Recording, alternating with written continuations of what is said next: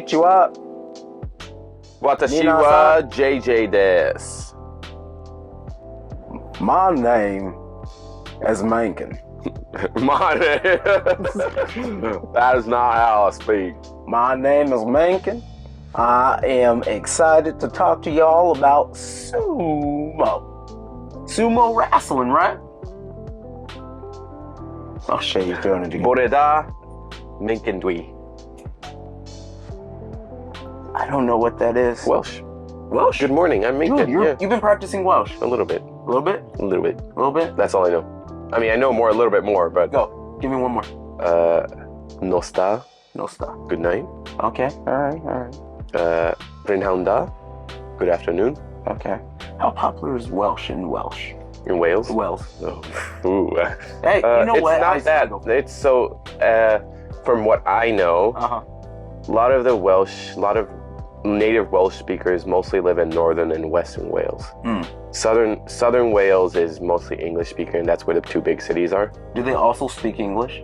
No, actually, some Welsh speakers actually don't speak English. Interesting. Yeah, because Charlotte said one of her classmates, or her sister's classmates, had to learn English to go to university, because English is all in university is all in English. Yeah, like all of the. Yeah, they learn it like what we learn a second language. Yeah. So they probably Welsh was their language they learned in school and spoke at home, and then English was like a second language. Interesting. But he had to really learn English to go to university. Damn. That's what she said. And Charlotte was surprised because she didn't know people like that existed still. Yeah. Like, of course, there's Welsh speakers, native Welsh speakers, but yeah. So it's pretty interesting, isn't it? It is interesting. Yeah, you're like Wales, and there's only like 3.2 million people live in Wales. Yeah, but like that's the whole. What's the population of UK? 60 million or something. Oh, most people live in England. Oh, it's like 45 million people living in more, maybe. It's crazy how populations work. Yeah. Scotland's like 5 million. 5 million. I think Northern Ireland's also like 3 or 4 million, maybe. I don't know what the exact thing is. Right. But a significant amount of people in the UK live in England. And Wales has a better rugby team than England, so. For real? I mean, is it true, or are you just saying that because... Usually Wales tends to be... They're pretty on par. Yeah, pretty on par. Sometimes this last 3 or 4 years, Wales hasn't been doing great. England has been doing better, but they're pretty on par. Okay. This country that sucks the most in what they call the Four Nations. So in rugby, Northern Ireland and Ireland, the Republic of Ireland, play as one team. Oh, for real? Yeah, because the Rugby Union Federation, the Irish Rugby Union, was formed before they were separate countries. Yeah, before they were separate countries, so they just kept that. So Scotland has a team, England has a team, Wales has a team, and then Ireland, the island of Ireland, has a team. That's super interesting. It is. I wonder how weird it gets. So they don't sing a national anthem. They sing Island's Call or something, which is like a different thing. A different thing? Because there's they only use for rugby? Pretty much, yeah. Wow. It's interesting, isn't it? Anyway, all right, so this is actually a sumo podcast, not a rugby podcast. And this is the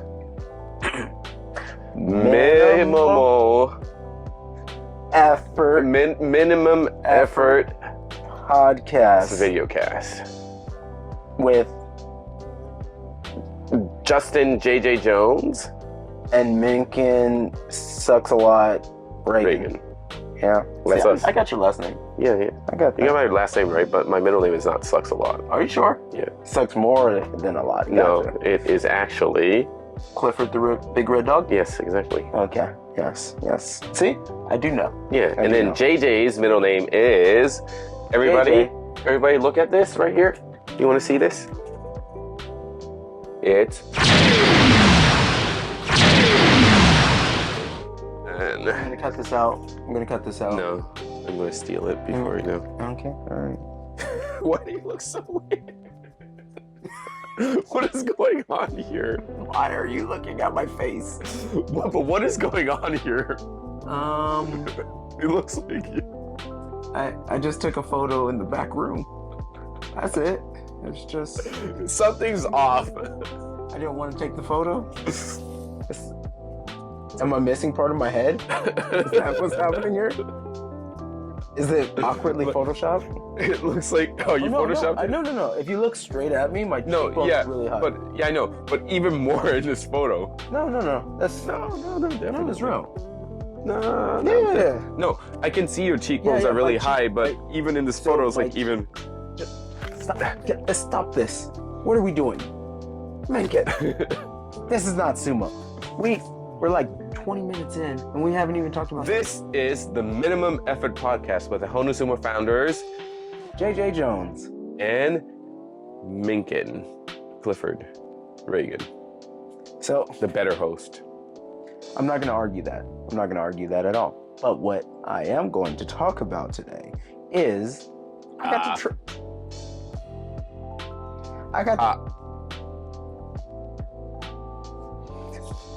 got to train in a sumo beha. Hey! Specifically, Takasago Beya. Yes. With former Maegashira, I believe Maegashira. I don't think he made it to Sanyaku. Asaseki Ryu. It was good. It was really good. Yeah, it was really good. They have a couple of, none of the Sekitori showed up. I don't know where they were. There was two. There were a bunch of former Sekitoris, judo guys. Asa Gyokuse, Asa Shiyu, and one or two more, I think. I'm not sure. I had a blast. Just first, we were walking in, or we walked out of the train station, and as we were walking out of the train station, I had like this moment of like, oh my God, I'm about to go. And I looked over and I saw the Skytree and it's like, that's rad. Then shortly after, Joe walks up, Joe Poncetta, who's a lightweight, allegedly, walks up out of the subway, and I'm telling you, he looks like he's 215 pounds of raw muscle. He looks really good right now. Yeah, he looks so strong. He has shoulders on top of shoulders. It's crazy. It's because he's been working out. He's been working out.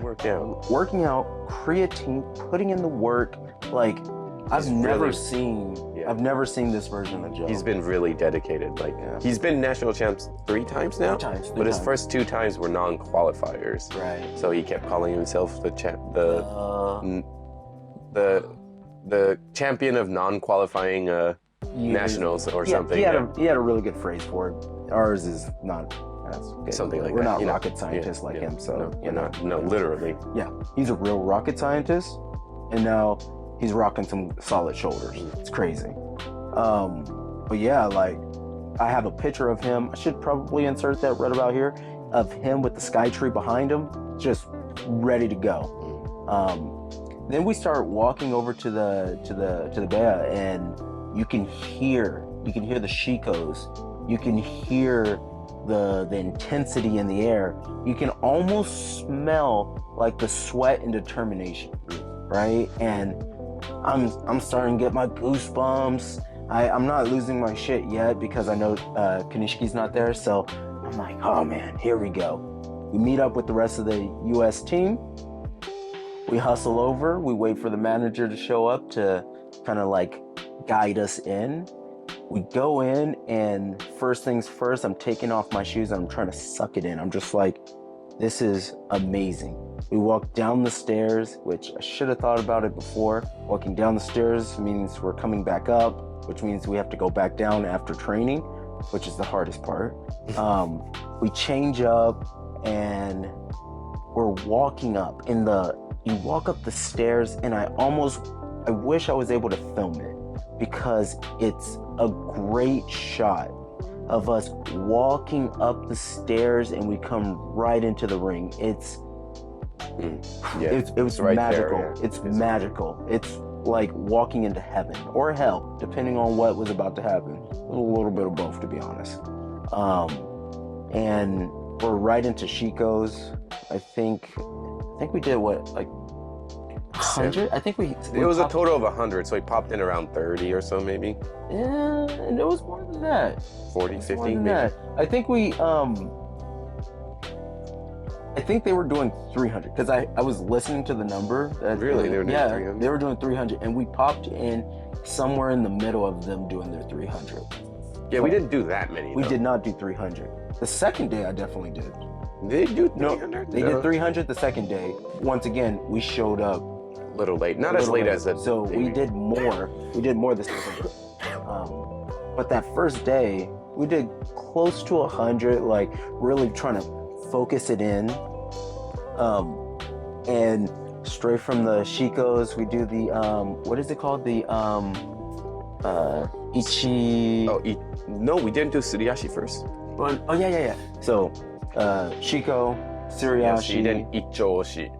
Ichooshi. So this is, a lot of people learn this for the first time. Yeah. I've never seen it. Ichooshi is different from Butsukari. It looks similar, but it's different. Ichooshi, you start inside the ring and you push in one direction. You push them, you do like you're pushing like a Butsukari, then you come back to where you started and you go again.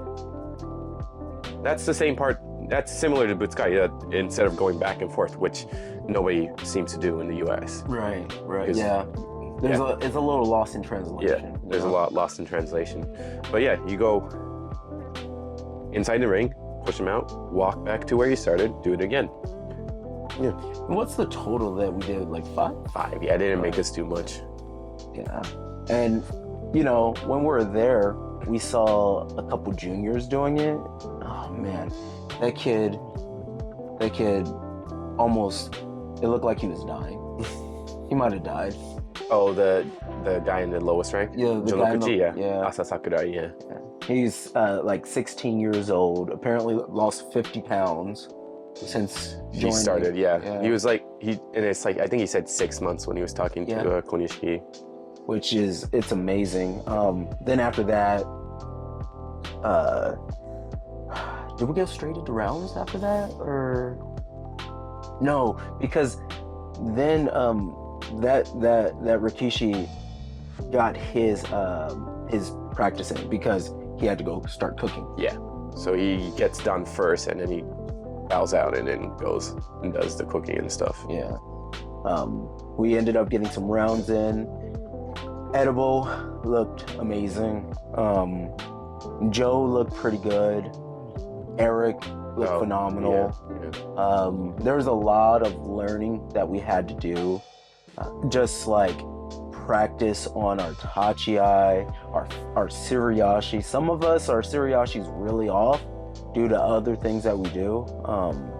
So it's a good thing to see, especially on the clay. It's not forgiving at all. Like for almost everybody there, it was the second or third day, or even first day doing on the clay dohyo. So it was kind of intense. Yeah. Takasago Beya is also a little bit different. They're one of the Takasago family that doesn't use tawara on their dohyos, right? Yeah. It's just, they dig in a little deeper. So like that edge is kind of like the tawara. Kind of, not really, but not kind really, but it does make you like extra spatial aware. Like you have to make sure that you don't like move around too much and play too much of the Tawara game. So it really makes you focus on pushing, thrusting, and handling. If you're going to throw or anything along those lines, you want to do that in the center. You don't really want to play on the outside. No. Which I think is good. No, I think that's what they actually teach you. Yeah. You don't go for throws at the end. That's only if you last ditch effort, like you don't have anything else, so last resort you try to throw. Or if that's what you're aiming for, like you don't, it's not a good idea to throw at the end. All of the Americans going against the Japanese Rikishi the first day was humbling, except for we had the Oyakata pointed out the two smallest guys, Ben and Menken. They went out, Menken beats Ben, and then they bring in another Rikishi. And this guy ruins it for everyone. Tell us how. What? I just did sumo. Talk about what it looked like. I just did sumo. Come on. Go with it. I don't know. I pushed and thrust and a little bit. Yeah. I think they were surprised by how better I thought they didn't think I was going to be any good. This is true. Nobody ever That's thinks why they pointed out. Going to be good at anything. I don't know about anything. What? Huh? Whoa. Anyway, so I went against the guy twice, and then twice. I think twice. Yeah, it was twice. Yeah, I kind of did the Minkin special. Kitaguri is at the beginning, at the Tachia, if you do that sweep. So Kitaguri, I kind of kicked him pretty hard. You did. Almost got him though. You almost got him. Yeah. It looked pretty dope. Yeah. It looked pretty dope. I'm hoping I have footage of it. I think you do. I think you do. If I don't, just know that I'm going to draw in characters and make it look like Dragon Ball Z because it was epic. That shit was epic. Anyway, I went too hard, so they were kind of afraid to go against us for a while, for a little bit. It almost was like the lightweights kept going, and they basically weren't going to let any of their guys go. Any of the big guys go, yeah. Yeah, eventually they kind of took the Americans out of the equation. They let the big guys go, like the bigger Rikishis that are there, and then they started adding our guys in from there. Pretty good. I think it was something for some. It was a good first day. Not too intense. Not too intense. I also know how to, me personally, I know how to troll people, especially like Japanese martial artists. So I went over and started. Tempo Bashira. The big. So I started doing tempo, and I did it the worst that I could ever do.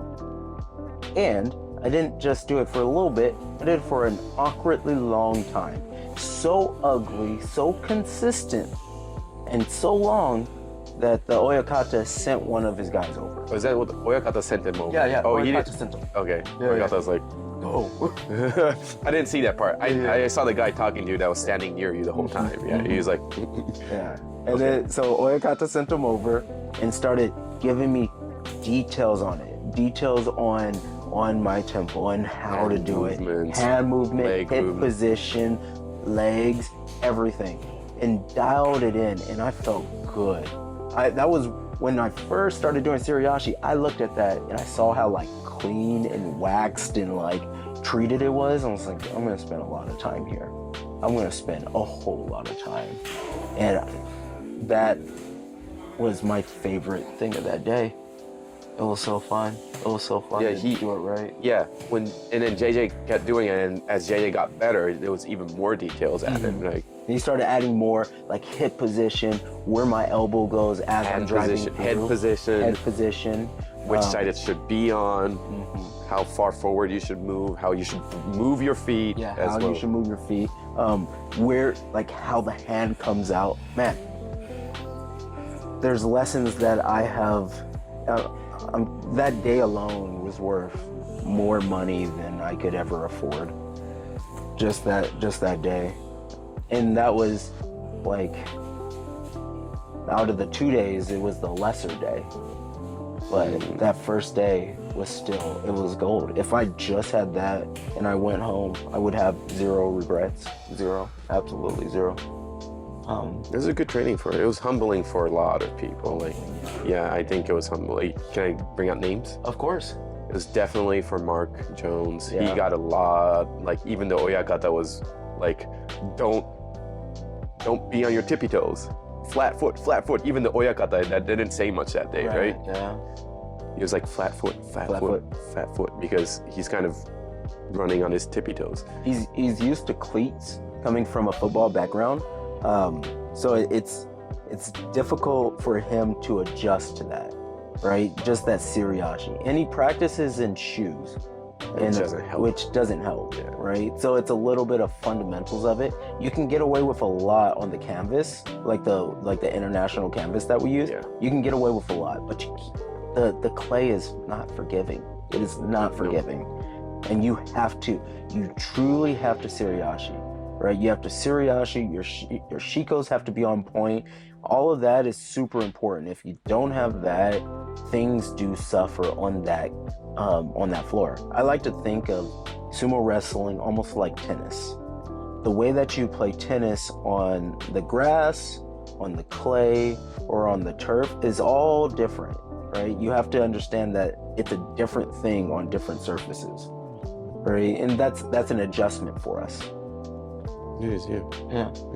Well, yeah, it was a good day. Yeah, there was I think Mark had the most trouble that day. He did. Just learning a lot. He needed to learn a lot. He has so much power, but it's locked behind him. He basically throws it away. Yeah. Right? So it's an adjustment. The second that he's able to generate that power and keep that power in, Unstoppable. I think he'll be unstoppable. Unstoppable. Yeah. He's so big and strong. He's strong. Amazing. And he understands lateral movement in a magical way. Mm-hmm. Right? So it's all about him being able to apply that into sumo. Yeah. I agree. Yeah. That was day one. Day one. The steps up were grueling, but it was good. Bye.